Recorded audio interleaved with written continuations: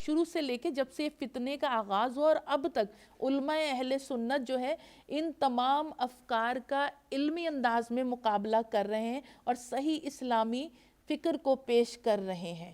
اور یہ اللہ تعالیٰ نے اس موقع پر ایسی دیکھیں جہاں دین کا انکار کرنے والے لوگ ہوتے ہیں، ایک بات یاد رکھیے گا، دین میں غلط چیزیں ڈالنے والے لوگ ہوتے ہیں، وہیں اللہ تعالیٰ اپنے ایسے ولیوں کو پیدا کر دیتا ہے، ایسے نیک بندوں کو پیدا کر دیتا ہے جو جو امت کو پھر دین سے قریب کرتے ہیں، جو کہ سادہ لو مسلمان دور ہوئے. اچھا، اس سلسلے میں ہوا کیا؟ ہمیں سب سے پہلے یہ دیکھنا ہے، یہ موضوع بہت وسیع ہے لیکن ہم اس کو اختصار کے ساتھ اگر ہم دیکھیں تو اس سلسلے میں کام کیسے ہوا.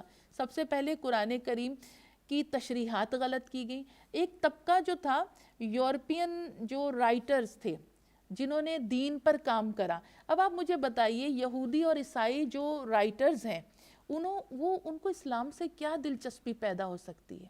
لیکن انہوں نے اپنی پوری زندگیاں ایک ٹاپک کو لے کر اس ٹاپک میں ہی پوری زندگیاں لگا دی، خوب محنت کری اور اس ٹاپک پر خوب کمال مہارت حاصل کری.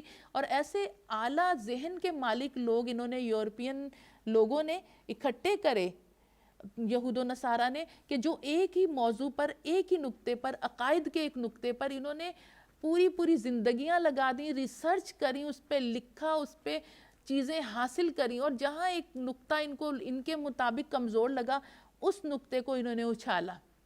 اس کی صرف ایک چھوٹی سی مثال میں آپ کو دوں گی، آپ اسی سے سمجھ جائیے گا کہ جس طرح سورہ نساء میں آتا ہے کہ جب عورت تمہارا کہنا نہ مانے، یعنی اپنی اس سے تشریحات میں کہ من مانی کرے، شوہر کے رکنے پر رکے نہ، شوہر کہیں آنے جانے سے منع کرے کہ وہاں آنا جانا خطرے سے خالی نہیں، وہ صحیح نہیں، شوہر عورت نہ مانے، تو اب کیا کہہ رہی سورہ نساء میں کیا حکم آ رہا ہے؟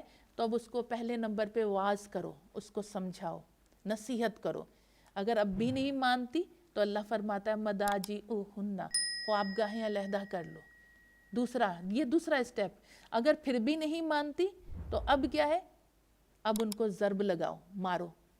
تیسرے موقع پہ کہا مارو، اور مارو کا تشریح علماء کرام فرماتے ہیں کتنی مارنے کی مقدار کیا؟ ایک مسواک کی ضرب. زیادہ مارو پیٹو نہیں، ہاتھ پیر نہ توڑ دو، سر نہ پھوڑ دو، ایسا نہیں، ایک مسواک کی ضرب لگاؤ.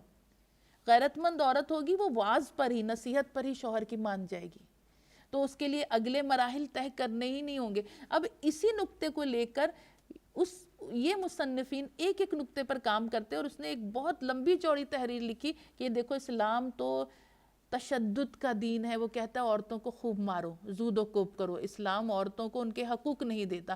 تو یہ صرف سمجھانے کے لیے کہ ایک ایک بندے نے ایک ایک موضوع کو اٹھایا، اس پر زندگیاں لگا دیں.